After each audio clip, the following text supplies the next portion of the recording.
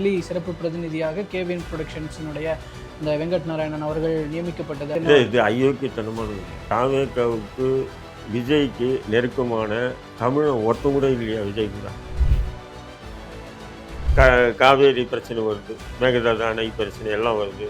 அப்போ அவர் வந்து கர்நாடக ஆதரவாக செயல்படுவாரா, தமிழ்நாட்டுக்கு ஆதரவாக செயல்படுவாரா? கொஞ்சம் யோசனை பண்ணி பாருங்க. அது சாதாரணமான போஸ்டிங் இல்லைங்க. நீங்கள் அது ஒரு அமைச்சர் ரேஞ்சுக்கு உண்டான போஸ்டர். ஒரு முழு முடிவை எடுக்கிற முழு அதிகாரம் கொண்டவர் கிடையாது. இப்போ அதற்கு மேலே நாங்கள் இருக்கோம். இப்போ இங்கே எங்கள் முடிவுகள் தான் உச்சபட்சமானது. அதை தாண்டா அவருக்கு தான் ஒன்றும் இல்லை, ரப்பர் ஸ்டாம்பு தானே. அதையும் அவனுக்கு கொடுக்குற தமிழ்நாட்டை சேர்ந்த உன் விசுவாசி உன் ரசிகனுக்கு கொடுன்ற. நான் வேற எதுவும் சொல்ல. நான் குழந்தைக்கு கரைச்சி கொடுத்து குழந்தை ஏன் கூப்பிட்டு போனீங்க ஐபிஎல் மேட்ச்? டாக்டரெல்லாம் வச்சு நீ வீடியோ போடுறல, வா நேரடியாக ஒரு டெஸ்ட் பண்ணிக்கொண்டு. டேப்லெட் கொடுத்த டாக்டர் பேசினதுக்கு அப்புறமும் இந்த கேள்விகள் வரணும். டாக்டர் இந்த வானத்துக்கு கொஞ்சம் தேவதூதர்களா? சல்லி காசு தூக்கி போட்டுனா வந்து பேசுவான், எப்படி வேணா பேசி போடான்னு பேசிட்டு போவான். என்ன பேசுறீங்க நீங்க? விசிகா வந்து குறிவைக்கப்படுகிறது அப்படின்னு சொல்லி திருமாவளவன் அவர்கள் சொல்றாரு. விஜயும் சீமானும் ஆர்எஸ்எஸ் பெற்று போட்ட பிள்ளைன்னீங்க. இன்னைக்கு அந்த ஆர்எஸ்எஸ் பெற்று போட்ட பிள்ளை கூட்டணியில் போய் சேர்ந்துட்டீங்க. இதை இழிவாக விமர்சனம் பண்ணாமல் வேற எப்படி விமர்சனம் பண்ணுவாங்க? சீமான் அவர்கள் வந்து இப்போ அம்பாசமுத்திரம் தொகுதியில் நிற்க போறாரு. அது திமுக அதிமுகவினுடைய ஆதரவோடு. சீமான் போய் ஆதரவு கேட்பாரு, நான் நிற்கிறேன் அதனால் நீங்கள் யாரும் வேட்பாளர் நிறுத்தாதீங்கன்னு சொல்லு, அதெல்லாம் கேட்க வாய்ப்பே. சீமானுக்கு எதிராக வேட்பாளரை நிறுத்தவில்லை அப்படின்னாலே அது ஆதரவு நிலைப்பாடு தானே.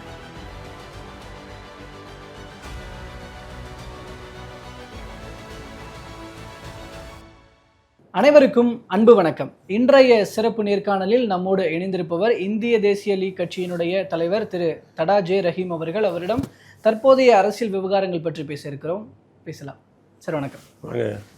ஓகே, இப்போ தாவேகா அரசில் சில முடிவுகள் எடுத்தது. இப்போ லேட்டஸ்ட்டாக பார்த்தோன்னா டெல்லி சிறப்பு பிரதிநிதியாக கேவின் ப்ரொடக்ஷன்ஸினுடைய இந்த வெங்கட் நாராயணன் அவர்கள் நியமிக்கப்பட்டது அப்படிங்கிறது.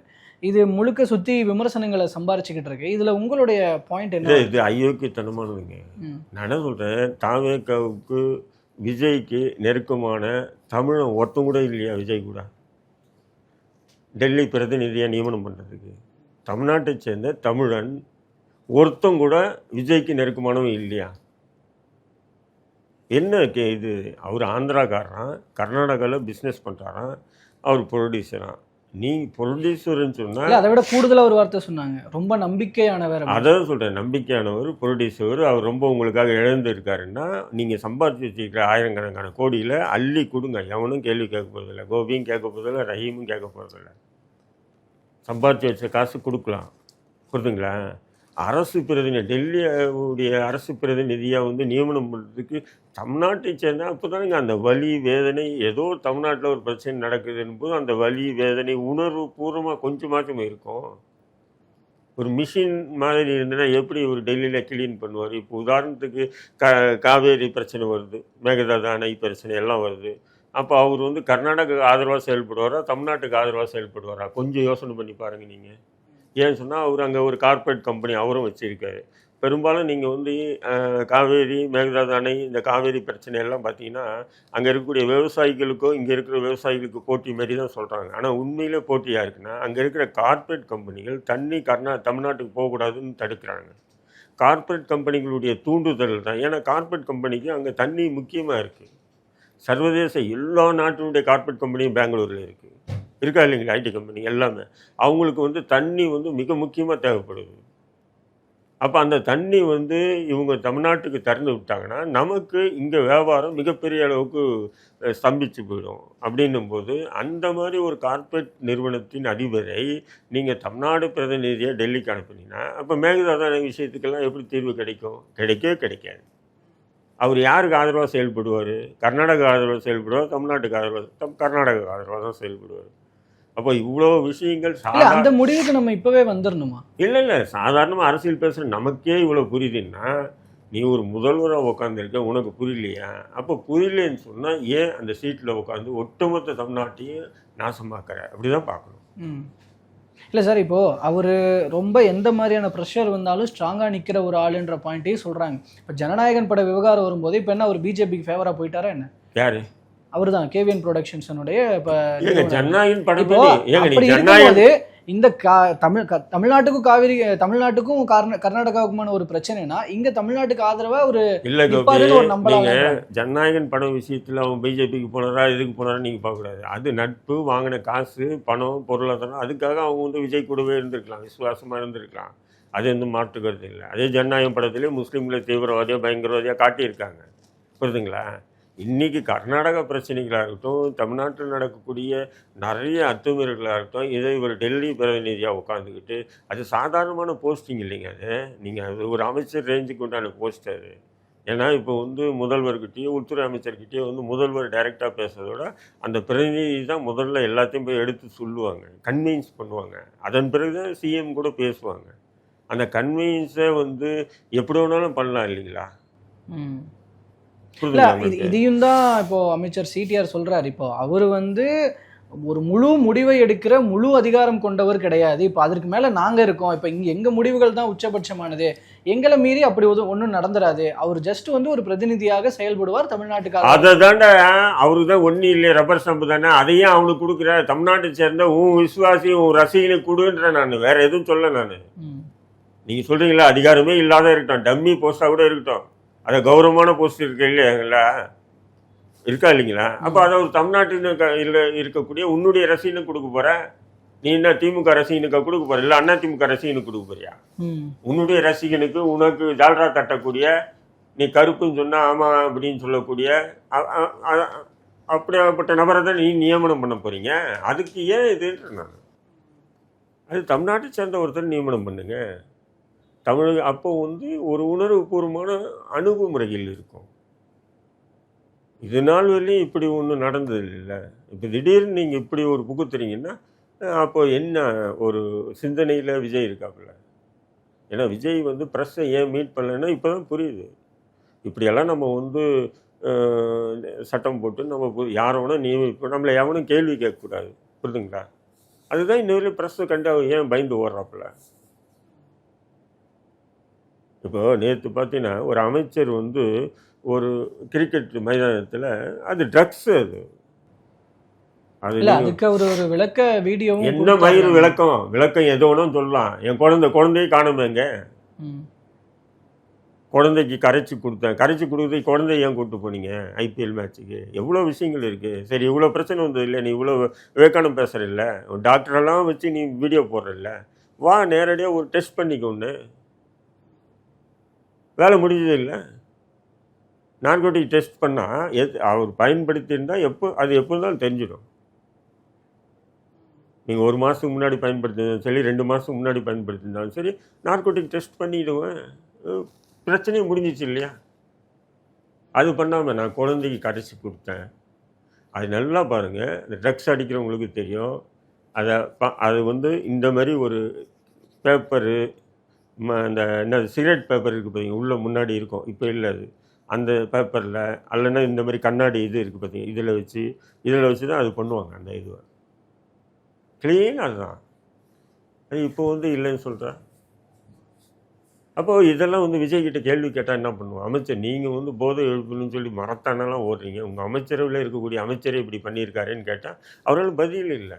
ஏற்கனவே எந்த கேள்வி கேட்டாலும் விஜயால் பதில் சொல்ல முடியாது. டேப்லெட் கொடுத்த டாக்டர் பேசினதுக்கு அப்புறமும் இந்த கேள்விகள் வரணும். என்னங்க டாக்டர் பேச முடியாதா? நீங்கள் ஒரு டாக்டரை கூப்பிட்டு வச்சு பேச முடியாதா? டாக்டர் இந்த வானத்துக்கு கொஞ்சம் தேவதூதர்களா? சல்லி காசு தூக்கி போட்டுனா வந்து பேசுவான், எப்படி வேணால் பேசி போடான்னு பேசிட்டு போவான். என்ன பேசுகிறீங்க நீங்கள்? அதெல்லாம் ஒரு காலம் இருந்தது, மருத்துவம் இருந்தது, புனிதமானது. இன்றைக்கி அத்தனை பண்டு பேர்களும் பணத்துக்காக பீதின்ட்டு உட்காந்துங்க. ஒரு பேஷண்ட்டு மருத்துவமனைக்கு போனாங்கன்னா அவங்ககிட்ட இல்லாத வியாதியெல்லாம் சொல்லி பயம் காட்டி காசை பறித்து தின்னுட்டு கிடக்கிறானுங்க. அப்படியாப்பட்டவங்க வந்து ஒரு அமைச்சருக்கு ஆதரவாக காசை வாங்கிட்டு பேசுகிறேன்னா பேச மாட்டானா? என்ன கோபி சொல்கிறீங்க நீங்கள்? ஏதோ டாக்டர் சொல்லிட்டாருன்னு. ஓகே, நான் இன்னொரு விஷயம், இப்போ திமுக விசிக வந்து குறிவைக்கப்படுகிறது அப்படின்னு சொல்லி திருமாவளவன் அவர்கள் சொல்கிறார். நம்ம இதுக்கு முன்னாடி திமுக கூட்டணியில் இருந்தபோது விமர்சித்தாங்க, இப்போ வந்து தாவேகாவினுடைய ஆட்சிகள் பங்கு பெற்று இருக்கும்போது விமர்சிக்கிறாங்கன்னா திமுக இது விசிக குறிவைக்கப்படுகிறது, அதனால் நம்ம இன்னும் கொஞ்சம் முழு வேகத்தோடு செயல்படணும் அப்படின்னு சொல்கிறாரு. விசிகாவுடைய இந்த நிலைமைக்கு என்ன காரணம்? இல்லை விசிக்கா குறிவைக்கப்படுதுன்னா எதை வச்சு அவர் சொல்கிறாருன்னு தெரில. இழிவாக பேசுறாங்கன்ற. அதாவது விமர்சனங்கள் வரதான் செய்யும்.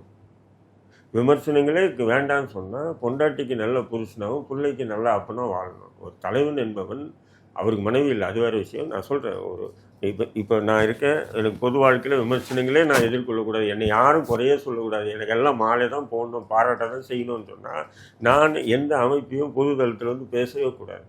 நான் என் பொண்டாட்டிக்கு நல்ல புருஷனா, என் பிள்ளைகளுக்கு நல்லா அப்பனா வாழ்ந்துட்டு போனால் யாரும் எந்த குறையும் சொல்ல மாட்டாங்க. அப்போ பொது வாழ்க்கை பொது தளத்தில் வந்து பல விதமான கருத்துக்களை நாம் பேசும்போது மாலையும் விழும், அது கூட வேறையும் விழும். இப்போ அதேமாரி தான் விசிகா வந்து இன்றைக்கி வந்து விமர்சிக்கப்படுகின்றது என்றால் அது திமுக கூட்டணிலேருந்து விமர்சிக்கிறாங்க, அவைக்கா கூட்டணிலேருந்து விமர்சிக்கிறாங்க. அது விமர்சனம் வரதான் செய்யும். அதை எதிர்கொள்வது தான் ஒவ்வொரு தலைவருடைய செயல். புரியுதுங்களா? விமர்சனங்களே இல்லாத அரசியல் கட்சி எது இருக்குது உலகத்தில்? சொல்லுங்கள், ஒன்று சொல்லுங்கள். நீங்கள் கிடையாது. எல்லாம் விமர்சனத்துக்கு உட்பட்ட கட்சிகள் தான், விமர்சனத்துக்கு உட்பட்ட தலைவர்கள் தான். விமர்சனங்களே இல்லாமல் அரசியல் பண்ண முடியாது. இன்னைக்கு உலகத்தில் அப்படி எந்த கட்சியும் இல்லை. இல்லை, விமர்சனன்றதையும் தாண்டி இழிவுபடுத்துறாங்க அப்படிங்கிறது அக்செப்டபிள் இல்லை. அது இழிவுன்றது ரெண்டு விதமாக இருக்குது. இழிவாகவும் நீங்கள் ஏன் அதை நீங்கள் வந்து அப்படியே நீங்கள் பார்க்குறீங்க, அதை விமர்சனமாக ஏற்றுங்க. எல்லாத்தையும் வந்து இழிவான ஒரு கருத்தை ஒருத்தன் பதிவிடுறானா கூட அதை விமர்சனமாக ஏற்றுக்குங்கன்றேன் நான். ஏன்னா பொது வாழ்க்கைங்க இது. நீங்களே பல தடவை சொல்லியிருக்கீங்க, விஜயும் சீமானும் ஆர்எஸ்எஸ் பெற்று போட்ட பிள்ளைன்னீங்க. இன்றைக்கி அந்த ஆர்எஸ்எஸ் பெற்று போட்ட பிள்ளை கூட்டணியில் போய் சேர்ந்துட்டீங்க. இல்லை, இன்னும் கூட்டணியில் சேரல. அஃபிஷியல் கூட்டணி இன்னும் அவங்க அனௌன்ஸ் பண்ணல. அமைச்சரவையில் சேர்ந்துட்டீங்க. அப்போ இந்த கேள்வி விமர்சனங்கள் வராதா இல்லையா? இதை இழிவாக விமர்சனம் பண்ணாமல் வேறு எப்படி விமர்சனம் பண்ணுவோம்? அப்போ நீங்கள் ஏற்கனவே தேர்தலுக்கு முன்னாடி நமக்கு இப்படியெல்லாம் பொது தளத்தில் பேசக்கூடாது, அப்போ திமுகவை சாந்தப்படுத்துறதுக்காக பேசுனீங்க. இப்போ நான் உனக்கு வந்து இழிவுபடுத்துகிறாங்க, விமர்சனம் பண்ணுறாங்க, திட்டமிட்டு விசிக்காக வந்து கார்னர் பண்ணுறாங்க, ஏன் பேச நீங்கள் பேசுனது தானே அது? அப்போது யாராக இருந்தாலும் பொது தளத்தில் கேள்வி எழுப்ப தான் செய்வான். நீங்கள் ஒரு வீடியோ பேசுனீங்க, கீழே கமெண்ட்ஸ் பண்ணுறாங்க, நீங்கள் இப்படி பேசுனீங்களே, இப்போ ஏன் மாறி பேசுகிறீங்கன்னு பேசுகிறது தான் செய்கிறான், கமெண்ட் பண்ணுறான். அவன் கமெண்ட் பண்ணுறவன் வந்து அவனுக்கு என்ன அரசியல், அவன் பெரிய தலைவராக இல்லை, சாதாரணமானவன். அவன் கேட்டான், அன்றைக்கி அப்படி பேசுனேன், இன்றைக்கி ஏன் அப்படி பேசுகிறேன்னு கேட்குறான். அப்போ இது இழிவானதா? ஓகே. ஸோ இந்த நிறைவாக ஒரு விஷயம் சார், இப்போது சீமான் அவர்கள் வந்து இப்போ அம்பாசமுத்திரம் தொகுதியில் நிற்க போகிறாரு. அது திமுக அதிமுகவினுடைய ஆதரவோடு, ஏன்னா அங்கே அவங்களோட கேண்டிடேட்ஸ் நிற்க போகிறதில்ல. ஸோ சீமான் அவர்களை வெல்ல வைத்து சட்டப்பேரவைகளை அனுப்பணுன்ற ஒரு முடிவோடு இருக்கிறாங்கன்ற மாதிரியான தகவல்கள் நேற்று பேசப்பட்டது. அதை எப்படி பார்க்குறீங்க? அது சாத்தியப்படும் நினைக்கிறீங்களா? இல்லை, சீமான் வந்து யார் கூட கூட்டணி போக மாட்டார். அவர் வேணால் எலெக்ஷனில் நிற்க வாய்ப்பு இருக்குது. அப்படி இருக்கும்போது திமுக அதிமுக பெரிய கட்சிகள் வேட்பாளர்கள் நிறுத்தாமல் தவிர்க்க கூட வாய்ப்பு இருக்குது. ஏன் சொன்னால் அவர் தொடர்ந்து தமிழக அரசியலில் ஒரு நீண்ட காலமாக ஒரு தமிழக மக்களுக்காக தொடர்ந்து போராடிட்டு வருது. அது போன்ற ஒரு தலைவர் இது சட்டமன்றத்துக்கு போகணுன்னு நினைக்கலாம். புரியுதுங்களா? அதுக்காக அவங்க செய்வாங்களே தவிர, ஆனால் அவர் போய் சீமான் போய் ஆதரவு கேட்பார், நான் நிற்கிறேன் அதனால் நீங்கள் யாரும் வேட்பாளர் நிறுத்தாதீங்கன்னு சொல்லு, அதெல்லாம் கேட்க வாய்ப்பே இல்லை. திமுக அதிமுகவுனா அப்படி நினைக்கலாம். சீனியர் மோஸ்ட் ஆகிட்டார் இல்லைங்களா இன்னைக்கு தமிழக அரசியல்? சீமான் வந்து ஒரு சீனியர் மோஸ்ட் தலைவர் ஆகிட்டார். இல்லை, சீமானுக்கு எதிராக வேட்பாளரை நிறுத்தவில்லை அப்படின்னாலே அது ஆதரவு நிலைப்பாடு தானே. ஆமாம், திமுக அதிமுகவோட நிறுத்தலைன்றது ஊடகங்களாக கலப்பி விடப்பட்ட ஒரு பொருளி. திமுக சொல்லலை, அதிமுக சொல்லலை, நாம் தமிழ் கட்சி சார்பாக கூட நாங்கள் வந்து எல்லார்கிட்டையும் பேசியிருக்கோம், நாங்கள் தான் நிற்க போகிறோம்னு சொல்லலை. ஊடகங்களுக்கு ஒரு தலைப்புச் செய்தி நேற்று எதுவும் இல்லை, இதை அள்ளி போட்டாங்க. அது எல்லா ஊடகங்களையும் தலைப்புச் செய்தி. ஆனால் உண்மை அப்படி இருக்கான்னா இல்லை. இல்லை, இப்போ அம்பாசமுத்திரம் தொகுதியில் சீமான் நிற்கவே மாட்டார் அப்படின்னு எடுத்துக்கிறதா, இல்லை திமுக அதிமுக வேட்பாளர்கள் நிறுத்த மாட்டாங்கன்னு? இல்லை, அது அதிமுக திமுக சொல்லிச்சுன்னா அப்போது விவாதம் பண்ணலாம் கோபி. நம்ம சொல்லாத ஊடகங்களில் தான் இன்றைக்கி எல்லா செய்திகளும். அதாவது ஊடகங்களில் எப்படின்னா, காலையில் இருந்த உடனே இன்றைக்கி என்ன ட்ரெண்ட் ஆக்கணும், என்ன டிஆர்பி ரேட்டு ஏறணும், மெயின் ஸ்ட்ரீம் மீடியாவுக்கு வியூவர்ஸ் என்ன கூட்டணும், இதை தவிர வேறு ஏதாவது சமூக அக்கறையோ அல்லது சமூக நலன் மீது கொஞ்சம் இருக்கா? இன்றைக்கி அப்படி ஆயிடுச்சு. ரஜினிகாந்த் ஏதோ ஒரு விஷயத்தில் பறந்து போகிறாரு, அவரை போய் மைக்கு நீட்டி கேட்குறீங்க. நீங்கள் ஏன் சார் வந்து விஜய்க்கு வந்து வாழ்த்து தெரிவிக்கல, பிறந்தநாள் வாழ்த்து தெரிவிக்கலன்னு? இதே விஜய்கிட்ட வந்து இந்த பத்திரிகையாளர் கேட்பாங்களா?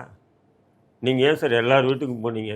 திரைத்துறையில் வந்து மூத்த கலைஞன் ரஜினிகாந்த் சூப்பர் ஸ்டாரு, அவரை போய் நேரில் போய் வீட்டில் போய் சந்திக்கலையே சார்ன்னு கேட்குறதுக்கு தைரியம் இருக்கா ஊடகவியலாளர்கிட்ட? எப்படியாப்பட்ட ஊடகங்கள் இன்றைக்கி தமிழகத்தில் இருக்குது பாருங்கள். அந்த மக்கள் பிரச்சனையை பற்றியோ இல்லை வேறு எந்த பிரச்சனையும் இல்லை, டிஆர்பி வியூவர்ஸ் இதுதான். ஏன்னா இன்றைக்கி முழுக்க முழுக்க மீடியா வந்து சோசியல் மீடியாவை தவிர, நான் சொல்கிறது வலைதள தொலைக்காட்சிகளை தவிர மெயின் ஸ்ட்ரீம் மீடியாலாம் வந்து இன்றைக்கி கார்ப்பரேட் கம்பெனிகளுடைய கூடாரமாக மாறிடுச்சு. பார்ப்போம் பொறுத்திருந்து என்ன நடக்குது அப்படிங்கிறதுங்க சார். அடுத்தடுத்த அரசியல் நிகழ்வுகள் பற்றியும் தொடர்ந்து பேசலாம். தற்போது வரைக்கும் பல்வேறு கருத்துக்களை பகிர்ந்து கொண்டமைக்கு ரொம்ப நன்றிங்க சார்.